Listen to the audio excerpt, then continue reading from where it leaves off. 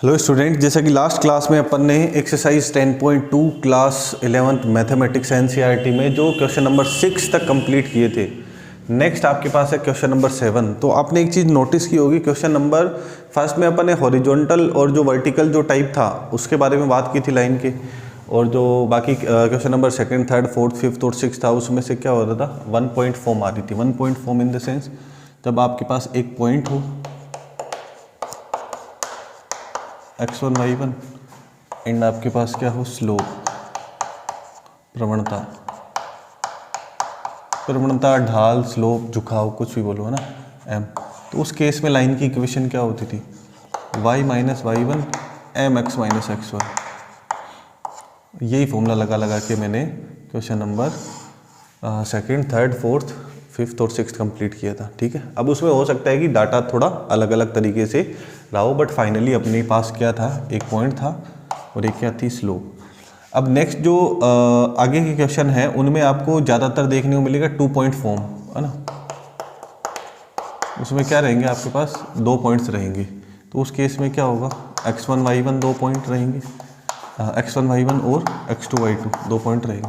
इन 2 पॉइंटों से पास होने वाली लाइन की इक्वेशन चाहिए होगी, तो 2 पॉइंट फॉर्म यूज़ करेंगे। ये मैं इंट्रोडक्शन में आपको बता चुका हूँ, है ना।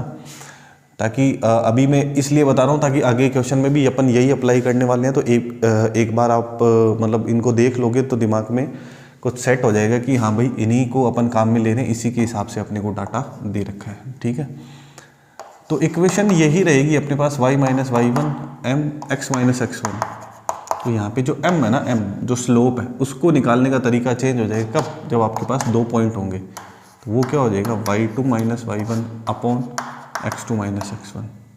क्लियर है, y2 minus y one upon x2 minus x one. तो ये आपके पास क्या हो जाएगी, 2 पॉइंट फॉर्म हो जाएगी जब एक लाइन है जो 2 पॉइंट से पास होती है। क्वेश्चन को ध्यान से पढ़ के आपको उसका डाटा क्या दे रखा है उसी फॉर्म को काम में लेना है। अब जो क्वेश्चन नंबर 7 है उसमें बोला passing through the point -1 1 and 2 -4। तो यहाँ पे लिखा है -1 1 और 2 -4। तो इस पॉइंट से इन दोनों पॉइंटों से लाइन पास होती है, उसकी क्या बतानी है अपने को, इक्वेशन। अब देखो फर्स्ट पॉइंट को मैं क्या बोल देता हूँ, ये क्या है, x1 y1 और सेकंड वाला मेरा क्या है, x2 y2।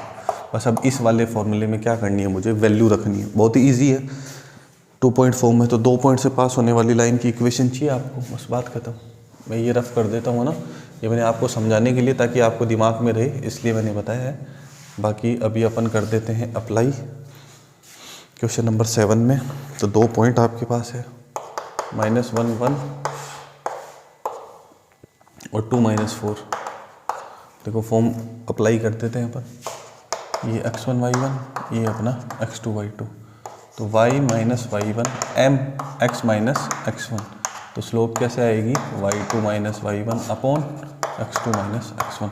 बस यार कुछ नहीं करना, बस इसमें वैल्यू पुट करनी है x1 y1 और x2 y2 की। क्लियर है, तो y minus y one, y one कितना है 1, y2 कितना आपके पास -4, y1 कितना है 1, फिर x2 कितना है 2, माइनस x1 कितना है -1, तो क्या हो जाएगा +1 into x minus x1, x1 कितना है -1, तो ये क्या हो जाएगा +1। क्लियर है, तो y माइनस 1 यहाँ पे -5 अपॉन 3 और x +1। क्लियर है, 3 से मल्टीप्लाई कर देंगे तो 3y माइनस 3, -5 को करेंगे तो -5x और -5। क्लियर है, इसको इधर ट्रांसफ़र करेंगे तो क्या आएगा, 5x + 3y -3। इस 5 को भी लेके जाएंगे तो क्या हो जाएगा +5।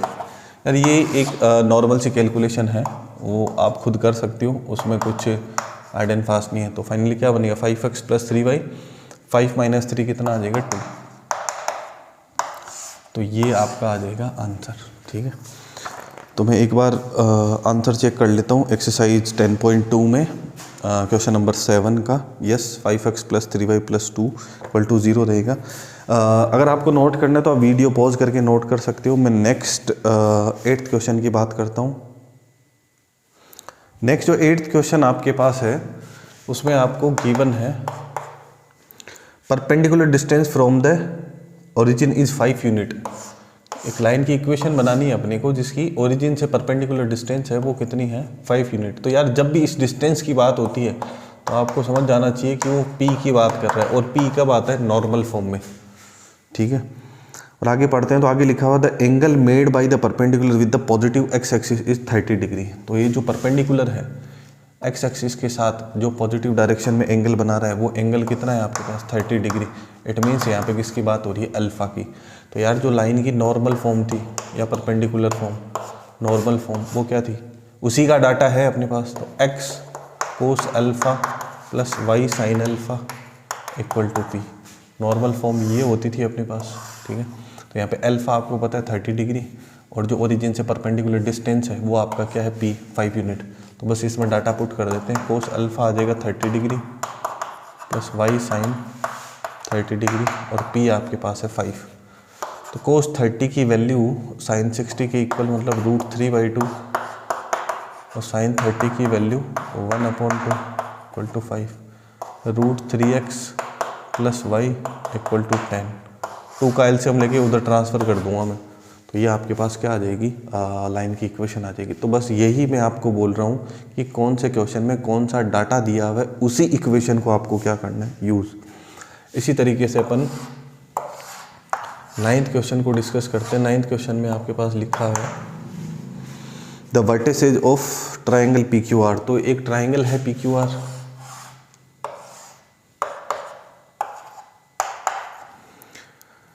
P आपके पास है 2 1, Q आपके पास है -2 3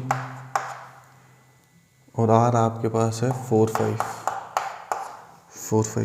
find the equation of the median through the vertex R। R से जो मीडियन आएगी उसकी इक्वेशन अपने को क्या करनी है, पता करनी है, ठीक है। तो यार देखो R से जो मीडियन आएगी, अगर थोड़ा इजी रहे तो आप R यहाँ पे भी ले सकते हो P की जगह, लेकिन कोई बात नहीं है। मीडियन है तो इस तरीके से R से जो मीडियन आएगी किस पे आएगी आपके पास, PQ के ऊपर, ठीक है। तो आप बोल सकते हो कि ये जो पॉइंट होगा, लेट से कि PQR, इसको मैं बोलता हूँ A पॉइंट, है ना, A पॉइंट। A क्या हो गया, PA और AQ क्या होंगे, इक्वल। A है ना, जो PQ का क्या होगा, mid point. A is the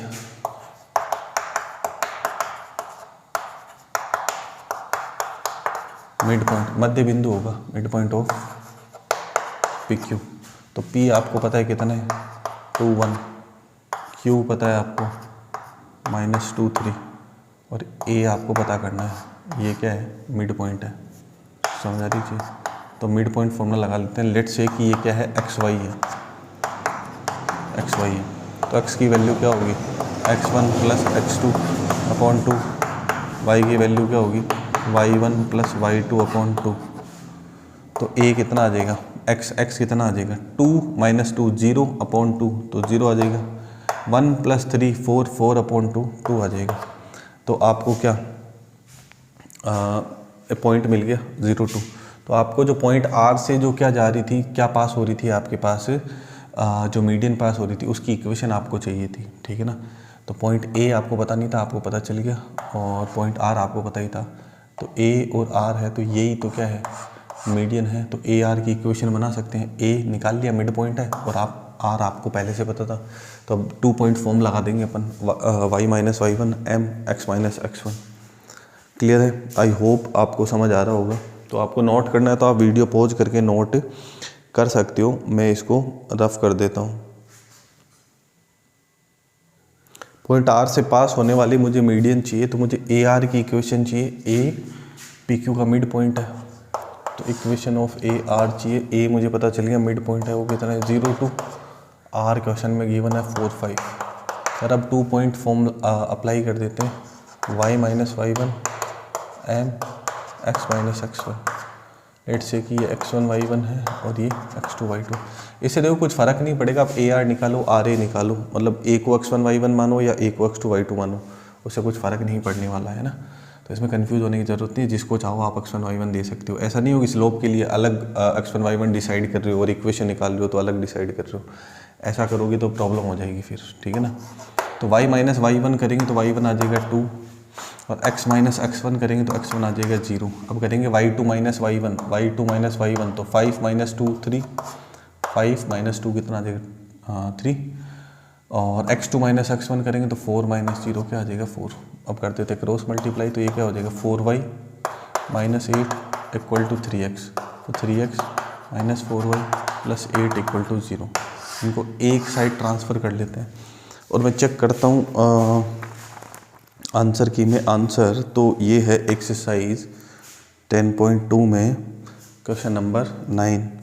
तो यस, अपना आंसर है 3x minus 4y plus 8 equal to 0। तो अपना आंसर सही है, ठीक है।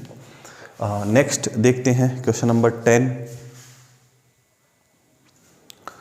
तो 10th क्वेश्चन में आपको दे रखा है find the equation of the line passing through -3,5। तो पॉइंट -3,5 से एक लाइन पास हो रही है, उसकी इक्वेशन चाहिए।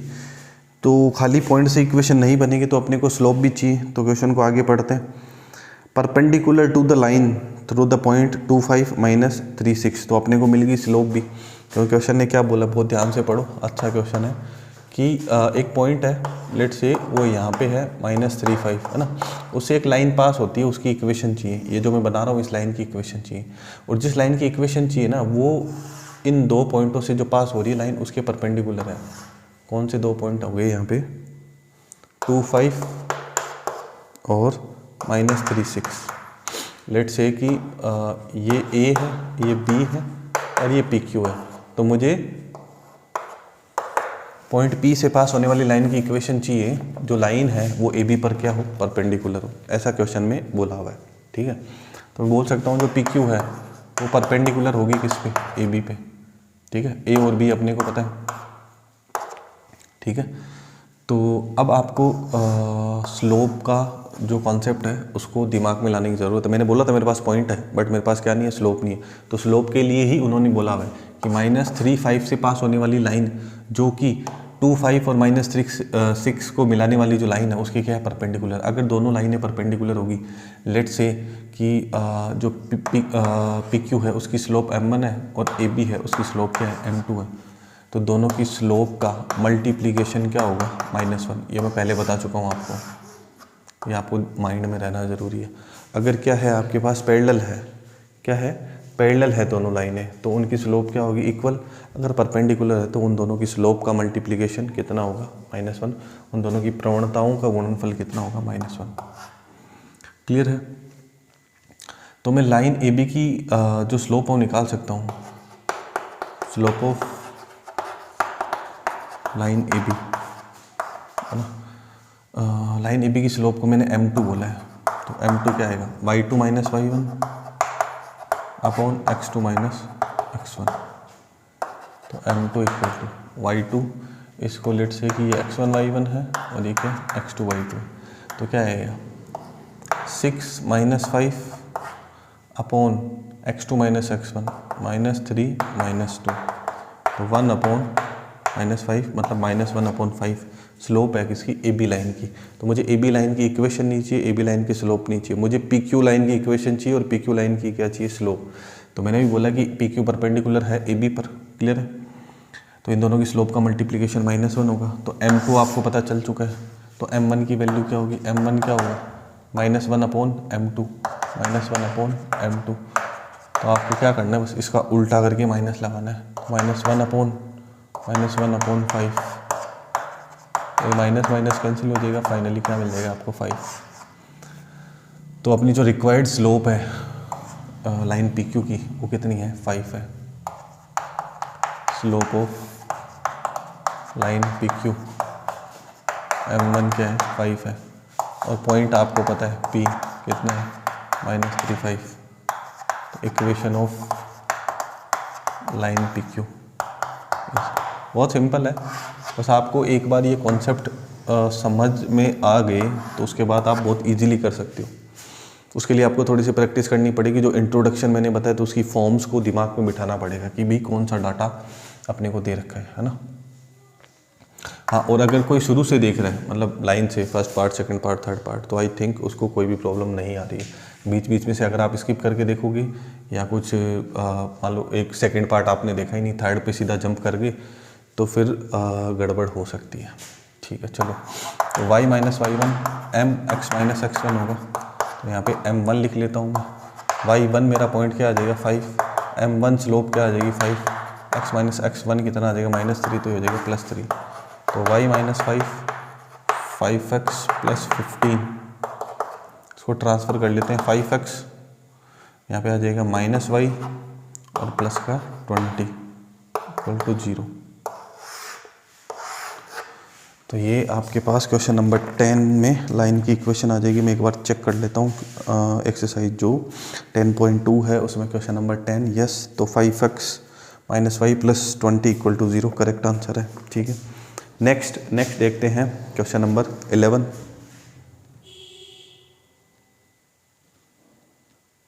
नेक्स्ट जो क्वेश्चन नंबर 11 है वो बहुत इंटरेस्टिंग है, बहुत ध्यान से समझना है उसको।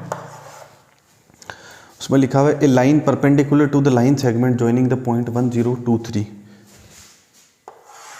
अगेन ये 1 0 है और ये लेट्स से कि ये 2 3 है ना। इन दोनों पॉइंटों को मैं बोल देता हूँ ए और बी। इन दोनों पॉइंटों को मिलाने वाला जो लाइन सेगमेंट है वो ए बी बन गया। और जो अपने को लाइन की इक्वेशन बनानी है वो इसके क्या है, परपेंडिकुलर है। ठीक है, लेट्स से कि वो पी क्यू लाइन है या सी डी लाइन है और वो divides it in the ratio 1:9। Perpendicular है, ठीक है, परपेंडिकुलर बोला हुआ है और इस लाइन सेगमेंट को ए बी को क्या कर रहा है 1:n में 1:n में क्या करता है, डिवाइड करता है। लेट्स से कि वो पॉइंट आपके पास है सी पॉइंट है जो इसको 1:n में डिवाइड कर रहा है। Find the equation of line. तो अपने को क्या करना, पी क्यू लाइन की इक्वेशन चाहिए या पीसी लाइन की इक्वेशन चाहिए। तो अपने को एक पॉइंट चाहिए होगा और स्लोप चाहिए होगी। तो यार स्लोप के लिए परपेंडिकुलर फिर से आपको दे दिया, तो अपन बोल सकते हैं कि m1 और m2 दोनों का मल्टीप्लिकेशन क्या होगा -1।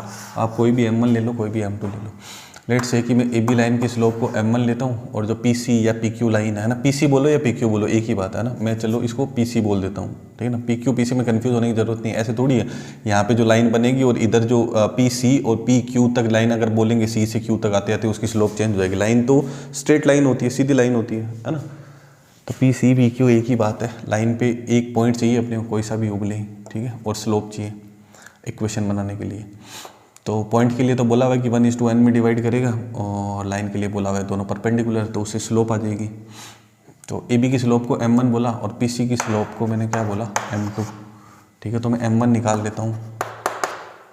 m1 क्या आएगा मेरे पास y2 - y1, तो क्या आएगा 3 - 0 अपॉन x2 - x1, तो 2 - 1, तो 3/1। तो slope of line A B,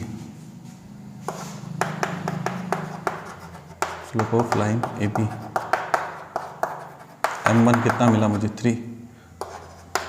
तो slope of line P C m2 वो क्या मिलेगा -1/m1, क्योंकि इन दोनों का स्लोप का मल्टीप्लिकेशन क्या है -1 है। तो m2 चाहिए तो -1/m1 हो जाएगा। उल्टा करके माइनस लगा दो तो 3 का क्या हो जाएगा -1/3। तो m2 की वैल्यू -1/3 होगी। क्लियर है। नेक्स्ट आपके पास है कि जो पॉइंट C है वो अपन कैसे निकालेंगे, उसके लिए हिंट है आपके पास। अगर C के कोऑर्डिनेट निकालने, लेट्स से कि xy है, ये A 1 0 है और B आपके पास क्या है 2 3। तो 1:n में डिवाइड कर रहा है। अब n कितना है पता नहीं है, ठीक है। तो अपन क्या करेंगे, यहाँ पे फॉर्मूला अप्लाई कर देंगे। x के लिए क्या आ जाएगा x1 m2 और x2 m1/m1 + m2। अगर x1 में उठाऊँ तो कितना है 1 है।